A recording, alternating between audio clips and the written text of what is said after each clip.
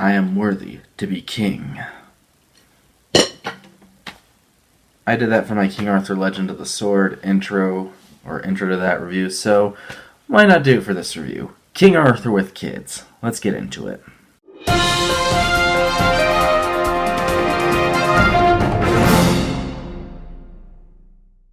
The Kid Who Would Be King. The Kid Who Would Be King is directed and written by Joe Cornish, same guy who did Attack the Block, and it stars Louis Serkis, who's actually Andy Serkis' son. I did not know that until I saw the cast.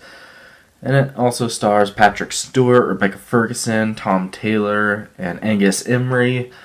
And basically what this movie is it follows Louis Serkis' character named Alex. He finds a sword in a stone that's in like the ruins of a building, kind of. Anyway, he finds a sword there. He pulls the sword from the stone. Later figures out that it's Excalibur, which is King Arthur's sword. So basically we have a King Arthur story involving kids, and that's the basic plot of this movie. And they have to defeat this enchantress played by Rebecca Ferguson. Alright, let's get into The Kid Who Would Be King. Now I'm going to be honest, I was not looking forward to this movie at all. It was actually number 7 on my least anticipated movies of 2019 list. For a couple reasons. One, because that trailer was awful. It was just beyond abysmal. I thought it looked like the stupidest thing ever. Like King Arthur Legend of the Sword, but like 20 times worse is what it looked like for me.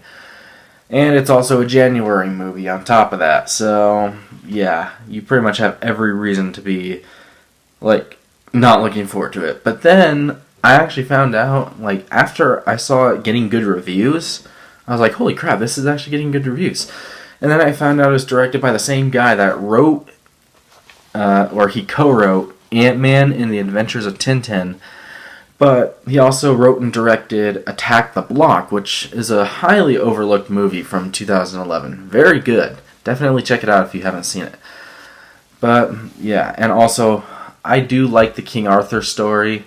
I've always been into it, although I wasn't a huge fan of King Arthur Legend of the Sword. I thought that movie was a huge mess. But yeah, nonetheless, I decided to give this movie a chance after seeing the good reviews, and I gotta say, this movie surprised the hell out of me. It really did. First off, I thought the performances for the most part were really good. Louis Serkis, I thought he was really good as the main character, Alex. But there's also a character named Betters. I thought he was really good. I don't remember who played him, but he was really good. And the standout is actually Angus Emery, I think it was Angus Emery, who played the younger version of Merlin. I thought he was really good. His mannerisms were really funny. I thought he had a lot of good personality to him. And for the most part, like, especially once you get past like the first 15-20 minutes of the movie, the dynamic between all the characters works really well, and their chemistry is great. Like, yeah, in the beginning of the movie, it's hard to like him, but Joe Cornish kind of did a similar thing with Attack the Block, where it's kind of hard to get into the main characters at first because they're not really that likable. But once it gets into the story, then you start to like them a lot more. And eventually, toward the end of the movie, it's like, wow, you're actually rooting for these characters. So I like the camaraderie between all these characters, like Alex and Betters and the two bully characters, Kate and it was Kay, and what was the other guy's name? Lance, that's his name, Lance. But yeah, I like the dynamic between the four of them, and I also like Patrick Stewart and Rebecca Ferguson in the movie. They weren't in it very much, but when they were, I thought they were both really good. But yeah, Merlin was easily my favorite character in the movie. He was hilarious, he had charm, he had wit, and it was just fun to watch. And also the CGI in this movie, I gotta say, actually really surprised me. I thought it looked like trash in the trailers, but they touched up on it quite a bit, and it actually looks really good here. And the story itself, I thought the story was a unique way of telling the King Arthur story. I really did. Like, I've never seen anything like that before, where you basically have these kids, like one of them pulls Excalibur out of the stone, and Like, just the way that story's told, and then like they get the whole school into it eventually.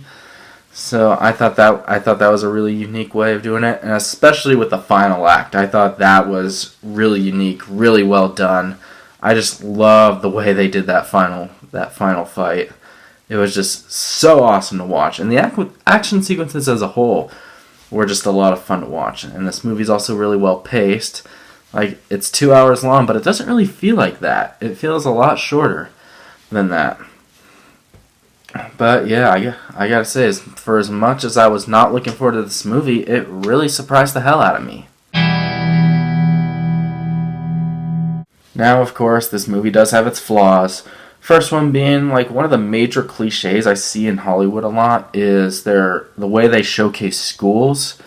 Like, in the first 15 minutes of this movie, it's really cliche. Like, you have the main kid, he gets bullied, he gets into fights, and, like, I know the schools have that. A lot of schools do have that. Like, my high school, or my middle school included. My middle school had that. But, like, the fact that Hollywood always does that is just kind of redundant, honestly. So, yeah, I thought that was kind of an issue. And also, there are some predictable moments, some other cliches as well, and I will say, even though the movie was well paced, I do think like 10 minutes or so could have been cut out of the movie entirely. And there were also some times where some characters, like again, the first 15 minutes, some of the characters you really didn't like, but Joe Cornish did that with Attack the Block as well, so I mean, that's not too big of an issue for me. So yeah, The Kid Who Would Be King. Surprising movie. Very surprising movie. And it's a shame it's bombing right now because I do think it's a good family film. And, like, really, families should be taking their kids to see this movie. Especially since there's really nothing else out besides, like, maybe A Dog's Way Home. But I actually thought this movie was better than A Dog's Way Home. So, yeah. It's just a fun family adventure movie. And even though it is kind of cliched and predictable at times, it's still really fun. Definitely my most surprising movie of the year so far, even though I've only seen about 5 movies this year. It's definitely the most surprising, and I think it's going to be one of the most surprising at the end of the year as well. And it's better than King Arthur Legend of the Sword. Like, who would have thought a movie about King Arthur with kids is better than an actual King Arthur movie? That's kind of insane. Just think about that. But yeah, with that being said, I'm going to give The Kid Who Would Be King a 77% certified fresh rating. That is a B+.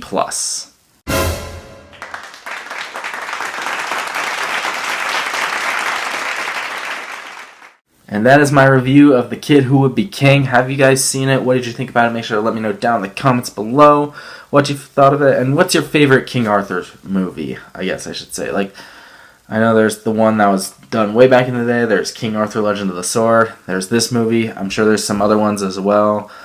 But yeah, what's your favorite King Arthur movie? Make sure to let me know. Or actually, yeah, The Sword and the Stone. That's another one. The Disney film. That's another one. But yeah, make sure to let me know down below in the comments what your favorite King Arthur movie is. What you guys thought of this movie.